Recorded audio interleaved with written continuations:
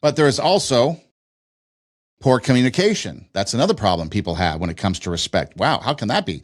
How can poor communication and respect, well, disrespect often shows up through tone, timing, body language, sarcasm, dismissiveness, and interrupting. I think a lot of times poor communication in society today is a big deal. And I think you have to be a little bit particular when it comes to discerning whether it's someone that has poor communication because they were never taught it, good communication, or because they're disrespecting you. Because there's a lot of people today that they don't disrespect you, they just don't know how to communicate. So they will interrupt. Or their body language, because our attention spans are minute, like that of a gnat. They might shift and change and cross arms. That's one of the biggest things that I always kind of thought was humorous when these body language experts and stuff. If you cross your arms, you're being defensive, or you're separating yourselves, having a boundary because your arms are crossed. Sometimes it's just comfortable. It's just comfortable to have your arms crossed. So again, when it comes to poor communication and disrespect, just be careful that you're not misreading the situation. Because I talk to a lot of people that they just suck at communicating through their tone, through their timing, through their body language, through their sarcasm, through their dismissiveness, and they're interrupting because they may have ADHD, they may have anxiety. Who knows? Just be careful. But poor communication can be a sign of disrespecting you. Sometimes people do not even realize how disrespectful they sound. They may say, I was just being honest, or something like along that lines. But honesty without humility can become cruel. Respectful communication requires listening, requires patience, and emotional control. It's not just what you say, it's how you say it, when you say it, and whether the person feels it being heard. People always say about that, I want to feel heard. Well, if that is the case, then perhaps maybe if someone says that to you, I just want to feel heard. Maybe you're in a relationship, I want to feel heard. Well, maybe you're disrespecting them. Maybe you need to work on communication, or just let them go. And the sixth is double standards when it comes to respect, and what people suffer from, or the problems they face is a double standard. Respect breaks down when people apply one standard to themselves and another to everyone else. We all know about that. Double standards are bad. For an example, I can be late, but you better be on time. I can make mistakes. You should know better. I can raise my voice, but you need to calm down.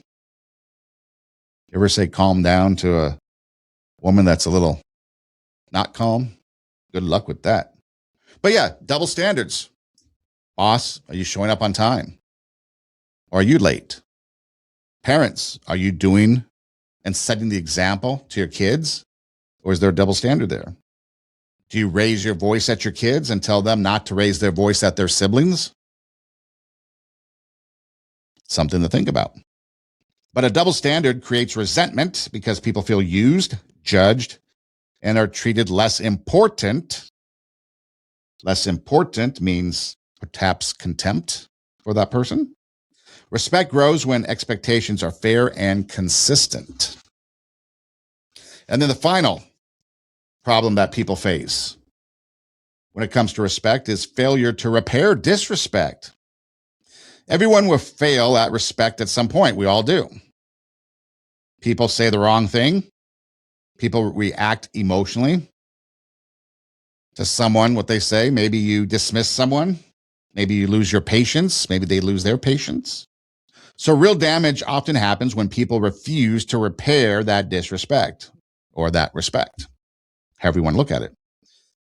A simple apology, that could restore some dignity. I was wrong, or I spoke to you. You did not deserve that.